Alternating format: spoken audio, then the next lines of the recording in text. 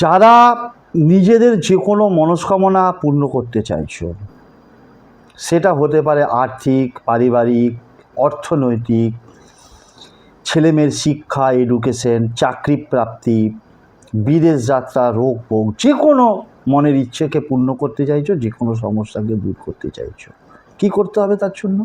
না, আগামী 3রা মার্চ 2026 মঙ্গলবার, ওই দিন পড়েছে দোল পূর্ণিমা, তার সাথে সাথে চন্দ্রগ্রহণ। এই দোল পূর্ণিমাটা কী বারে পড়েছে? মঙ্গলবার।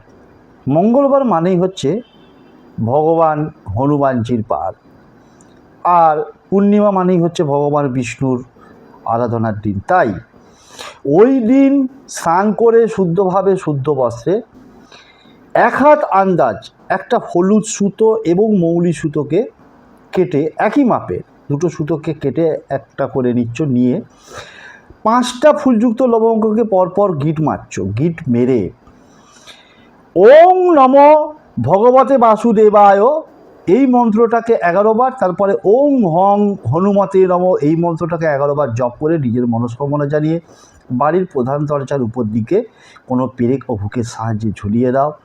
দেখো, যে কোনো মনস্কামনা তোমার অতি দ্রুত পূর্ণ হবেই হবে।